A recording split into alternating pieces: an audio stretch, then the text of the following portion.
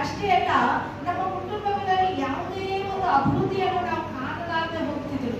ಆದ್ರೆ ಯಾವಾಗ ನಾವು ಯೇಸು ಸ್ವಾಮಿ ನಮಗಾಗಿ ಸುರಿಸಿರುವಂತ ರಕ್ತವು ಅದು ಬಲವಾದಂತ ರಕ್ತವು, ಪರಿಶುದ್ಧವಾದಂತ ರಕ್ತವು, ಅಶುದ್ಧಗಳನ್ನು ತೊಲಗಿಸುವಂತ ರಕ್ತವು ಎಂಬುದಾಗಿ ನಾವು ಅದನ್ನು ನಂಬಿ ದೇವರೇ ನಿನ್ನ ಪರಿಶುದ್ಧ ರಕ್ತವು ನಮ್ಮ ಮೇಲೆ ಪ್ರೋಕ್ಷಿಸಿರಿ ಎಂಬುದಾಗಿ ಕೇಳುವಾಗ ಆ ಶಿಲುಬೆ ರಕ್ತವು ನಮ್ಮನ್ನು ಶುದ್ಧೀಕರಣೆ ಮಾಡುವಂತದ್ದಾಗಿದೆ. ಆಮೇಲೆ ಹಲ್ಲೆಲೂಯಾ.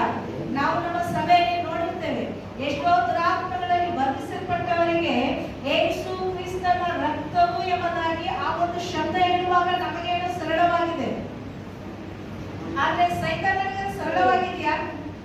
ಇಲ್ಲ.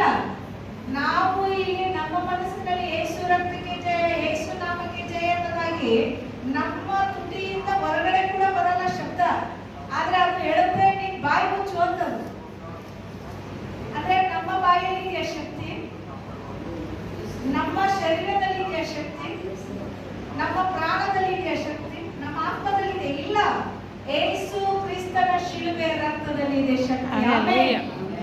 ಆ ಶಿಲುಬೆ ರಕ್ತವೇ ಸಕಲ ಪಾಪಗಳಿಂದಲೂ ನಮ್ಮನ್ನೇ ಬಿಡುಗಡೆ ಮಾಡುವಂತದ್ದಾಗಿದೆ. ಒಂದು ಬಾರಿ ಯೆಶಾಯ 53ನೇ ಅಧ್ಯಾಯವನ್ನು ನಾವು ಧ್ಯಾನಿಸೋಣ.